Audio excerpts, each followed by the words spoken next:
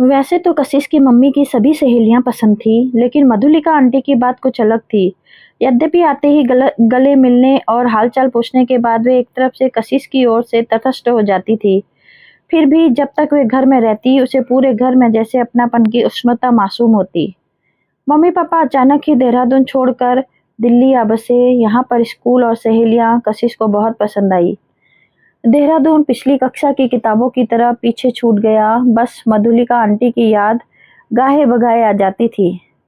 देहरादून से सभी लोग आपसे मिलने आते हैं, बस मधुलिका आंटी नहीं आती। मम्मी से कशिश ने एक रोज हसरत से कहा, मधुलिका आंटी डॉक्टर है और देवेन अंकल वकील हैं। दोनों ही अपनी प्रैक्टिस छोड़कर कैसे आ सकते हैं? मम्मी ने बताया। मम्मी और भी कुछ कहना चाह रही थी, लेकिन उससे पहले ही पापा ने कशिश को पानी पिलाने को कहा। वह पानी लेकर आई तो सुना कि पापा कह रहे थे, कशिश की यह बात तुम मधु को कभी मत बताना। कशिश को समझ में नहीं आया कि इसमें न बताने वाली क्या बात थी। जल्दी ही उम्र का वह दौर शुरू हो गया, जिसमें किसी को खुद की ही खबर नहीं रहती हो। मधु आंटी को कौन याद करता? मम्मी पापा ने न जाने कैसे उनके मन की बात समझ लेते थे और उसके कुछ कहने से पहले ही उसकी मनपसंद चीज उसे मिल जाती थी। उसकी सहेलियां उसकी तकदीर पर रश्क किया करती थी। कशिश का मेडिकल कॉलेज में अंतिम वर्ष था। मम्मी पापा दोनों चाहते थे कि वह अच्छे नंबरों से पास हो। वह भी जी जान से पढ़ाई में जुटी हुई थी कि दादी के मरने की खबर मिली। दादा दादी अपने सबसे छोटे बेटे सुहास और बहू दीपा के साथ चंडीगढ़ में रहते थे। पापा के अन्य भाई बहन भी वहां पहुंच चुके थे। घर में काफी भीड़ भाड़ थी। दादी के अंतिम संस्कार के बाद दादाजी ने शांति बुआ से कहा, शांति बेटी, तुम्हारी माँ के जो जेवर हैं, मैं चाहता हूँ कि तुम सब आपस में बांट लो। तू सबसे बड़ी है, इसलिए सबके जाने से पहले तू बराबर का बंटवारा कर दे। रात को जब कशिश दादाजी के लिए दूध लेकर गई तो दरवाजे के बाहर ही अपना नाम सुनकर ठिठक गई। दादाजी शांति बुआ से पूछ रहे थे, तुझे कशिश से चिढ़ क्यों है? वह तो बहुत सलीके वाली और प्यारी बच्ची है। मैं कशिश में कोई कमी नहीं निकाल रही पिताजी, मैं तो बस यही कह रही हूँ कि माँ के गहने हमारी पुश्तैनी धरोहर है, जो सिर्फ माँ के अपने बच्चों को मिलनी चाहिए, किसी दूसरे की औलाद को नहीं। माँ का जो भी जेवर है अभी विभा भाभी को मिलेंगे, वह देर सवेर देगी तो कशिश को ही। यह नहीं होना चाहिए। शांति बुआ समझाने के स्वर में बोली। कशिश इसके आगे कुछ नहीं सुन सकी। दूसरे की औलाद शब्द हथौड़े की तरह उसके दिलो दिमाग पर प्रहार कर रहा था।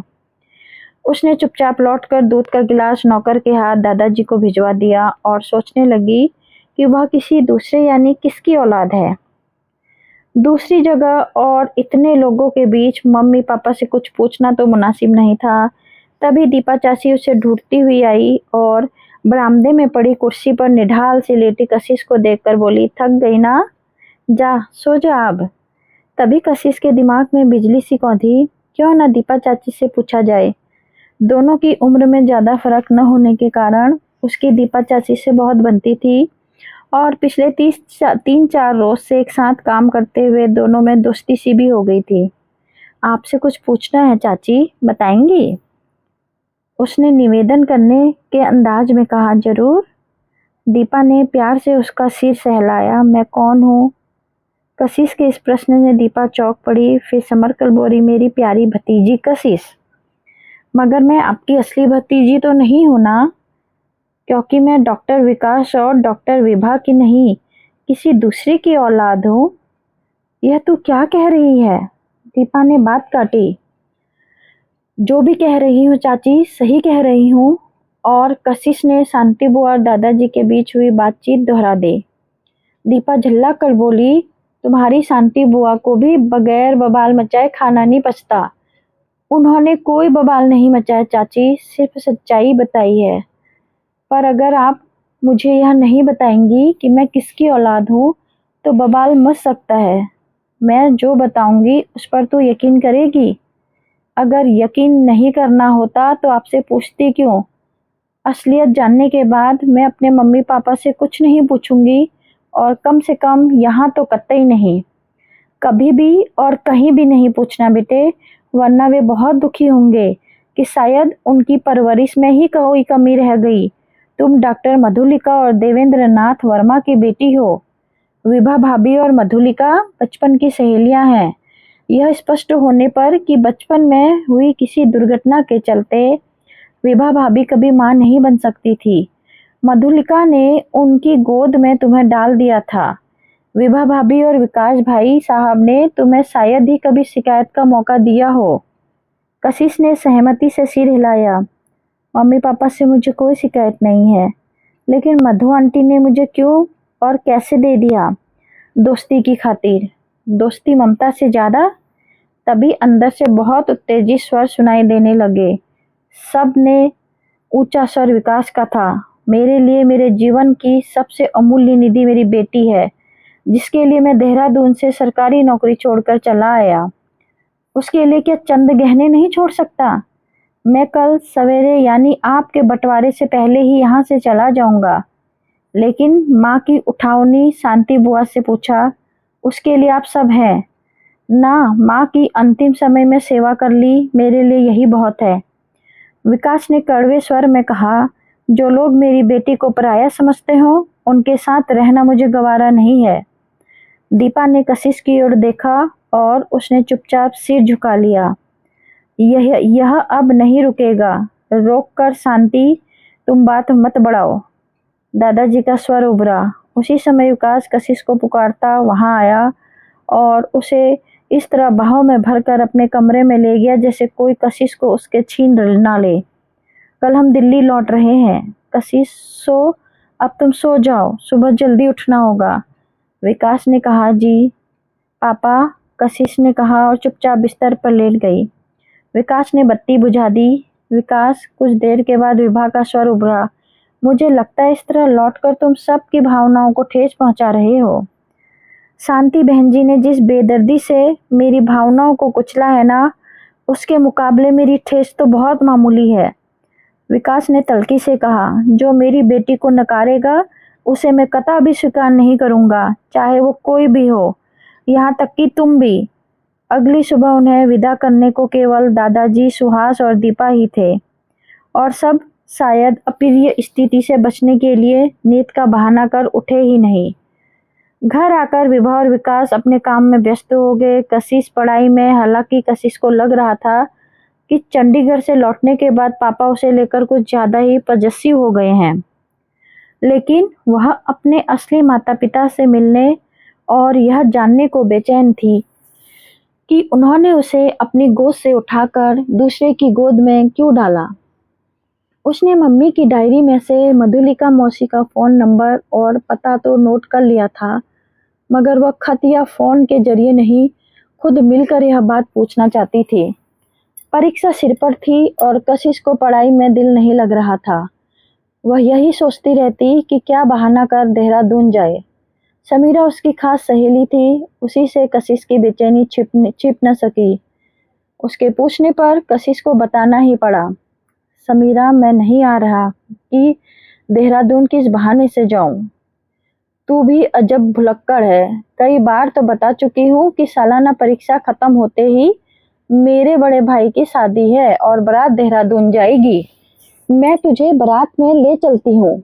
वहां जाकर तू जहाँ कहेगी तुझे पहुंचाने का इंतजाम करवा दूंगी। सो सब सारी चिंता छोड़कर पढ़ाई कर। समीरा की बात से कशिश को कुछ राहत मिली और फिर शाम को समीरा उसके मम्मी पापा से मिलकर बारात में चलने की स्वीकृति लेने उसके घर आ गई। बारात में जाने के बारे में सोचने की बजाय फिलहाल तुम दोनों पढ़ाई में ध्यान लगाओ। पापा ने समीरा की बात सुनकर बड़े प्यार से दोनों का सिर सहलाया। अंतिम साल की परीक्षा है, उसके नतीजे पर तुम्हारा पूरा भविष्य निर्भर करता है। कशिश को तो मैं कार्डियोलॉजी में ही महारत हासिल करने के लिए अमेरिका भेज रहा हूँ। तुम्हारा क्या इरादा है समीरा?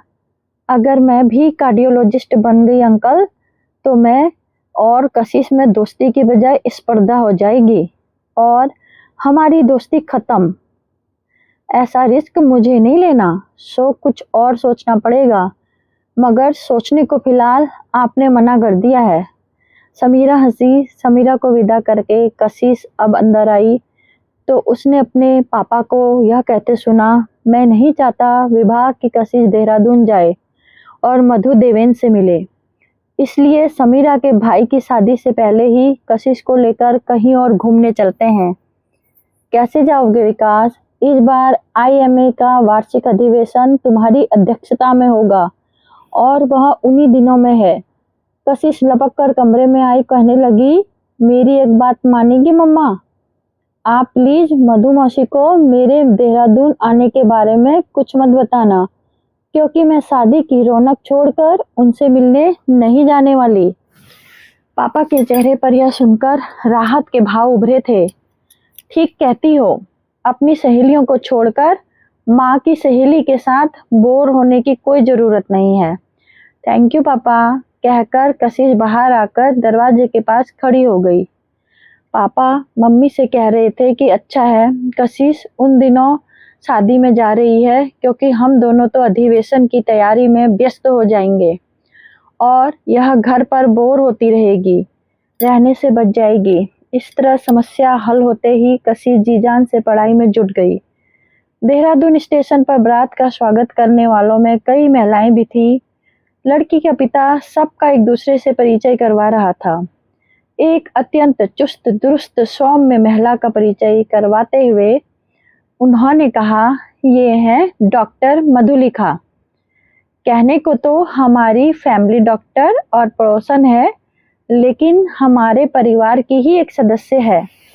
हमारे से ज्यादा शादी की धूमधाम इनकी कोठी में है, क्योंकि सभी मेहमान वहीं ठहरे हुए हैं। कशिश को यकीन नहीं हो रहा था कि उसका काम इतनी आसानी से हो जाएगा। उसके आगे बढ़कर मधुलिका को अपना परिचय दिया। मधुलिका ने उसे खुशी से गले लगाया और पूछा कि विभा क्यों नहीं आई है? आंटी, मम्मी पापा आजकल एक अधिवेशन में भाग ले रहे हैं। मैं भी इस बारात में महज आपसे मिलने आई हूँ। कशिश ने बिना किसी हिचक से कहा, मुझे आपसे अकेले में बात करनी है। मधुलिका चौंक पड़ी, फिर संभल कर बोली, अभी तो एकांत मिलना मुश्किल है। रात को बारात की खातिरदारी के समय निकालकर तुम्हें अपने घर ले चलूंगी। उसमें तो बहुत देर है, उससे पहले ही घर चलिए ना। कशिश ने मनुहार की, अच्छा दोपहर को क्लिनिक से लौटते हुए ले जाऊंगी। दोपहर को मधुलिका ने खुद आने की बजाय उसे लाने के लिए अपनी गाड़ी भेज दी। वह अपने क्लिनिक से उसका इंतजार कर रही थी। तुम अकेले में मुझसे बात करना चाहती हो, जो फिलहाल घर पर मुमकिन नहीं है। बताओ क्या बात है? मधुलिका मुस्कुराई। मैं ये जानना चाहती हूँ कि आपने मुझे क्यों नकारा, क्यों मुझे दूसरों को पालने के लिए दे दिया। माँ, मुझे मालूम हो चुका है कि आपकी मैं बेटी हूँ। और कशिश ने चंडीगढ़ वाला किस्सा उन्हें सुना दिया। विभा और विकास ने तुम्हें क्या वजह बताई? मधुलिका ने पूछा। उन्हें मैंने बताया ही नहीं कि मुझे सच्चाई पता चल गई है। वे दोनों मुझसे इतना ज्यादा प्यार करते हैं कि मैं कभी सपने में भी उनसे कोई अप्रिय बात पूछकर उन्हें दुखी नहीं करूंगी। यानी कि तुम्हें विभा और विकास से कोई शिकायत नहीं है? कतई नहीं, लेकिन आपसे है। आपने क्यों मुझे अपने से अलग किया? कमाल है, बजाय मेरा शुक्रिया अदा करने के कि तुम्हें इतने अच्छे मम्मी पापा दिए, तुम शिकायत कर रही हो। सवाल अच्छे बुरे का नहीं है, बल्कि उन्हें दिया क्यों, यह है। मान गए भाई, पली चाहे कहीं भी हो, रही वकील की बेटी। मधुलिका ने बात हंसी में टालनी चाहिए, मगर वकील की बेटी को डॉक्टर की बेटी कहलवाने की क्या मजबूरी थी? मजबूरी कुछ नहीं थी, बस दोस्ती थी। विभा माँ नहीं बन सकती थी और अनाथालय से किसी अनजान बच्चे को अपनाने में दोनों हिचक रहे थे। बेटे और बेटी के जन्म के बाद मेरा परिवार तो पूरा हो चुका था। सो जब तुम होने वाली थी तो हम लोगों ने फैसला किया कि चाहे लड़का हो या लड़की, यह बच्चा हम विभा और विकास को दे देंगे। ऐसा करके मैं नहीं सोचती कि मैंने तुम्हारे साथ कोई अन्याय किया है। अन्याय तो खैर किया ही है, पहले तो सब ठीक था, मगर असलियत जानने के बाद मुझे अपने असली माता पिता का प्यार चाहिए। तभी कुछ खटका और एक प्रौढ़ पुरुष के कमरे में प्रवेश किया। मधुलिका चौंक पड़ी। आप इस समय यहाँ? कोर्ट से लौट रहा था तो बाहर तुम्हारी गाड़ी देखकर चला आया। खैरियत तो है? ऋचा की बारात में कशिश भी आई है, मुझसे अकेले से बात करना चाह रही थी, सो यहाँ बुलवा लिया, मधुलिका ने कहा और कशिश की ओर मुड़ी। ये तुम्हारे देवेन अंकल हैं। अंकल क्यों? पापा कहिए ना। कशिश नमस्ते करके देवेन की ओर बढ़ी, लेकिन देवेन ने उसकी अवहेलना करके मधुलिका से जांच कक्ष में जाते हुए कड़े स्वर में बोला, इधर आओ मधु। मधुलिका सहमे स्वर में कशिश को रुकने को कहकर पर्दे के पीछे चली गई। यह सब क्या है मधु? मैंने तुम्हें कितना समझाया था कि अपने बेटे बेटी का प्यार और हक बांटने के लिए मुझे तीसरी औलाद नहीं चाहिए। तुम गर्भपात करवाओ, मगर तुम नहीं मानी और इसे अपनी सहेली के लिए पैदा किया। खैर, उनके दिल्ली जाने के बाद मैंने चैन की सांस ली थी, मगर यह फिर टपक पड़ी मुझे पापा कहने। हमारे सुखी परिवार में सेंध लगाने के लिए। साफ कह दे रहा हूँ मधु, मेरे लिए यह अनचाही औलाद है। ना मैं स्वयं इसका अस्तित्व स्वीकार करूँगा, न अपने बच्चों। कशिश आगे और नहीं सुन सकी। उसने फौरन बाहर आकर एक रिक्शा रोका। अब उसे दिल्ली जाने का इंतजार था, जहां उसके मम्मी पापा व्यस्तता के बावजूद उसके बगैर बेहाल होंगे।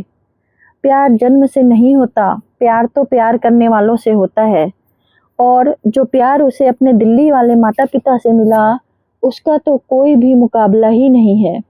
दोस्तों, अगर कहानी पसंद आए तो अपना प्यार और सपोर्ट ज़रूर दीजिएगा। Thank you so much.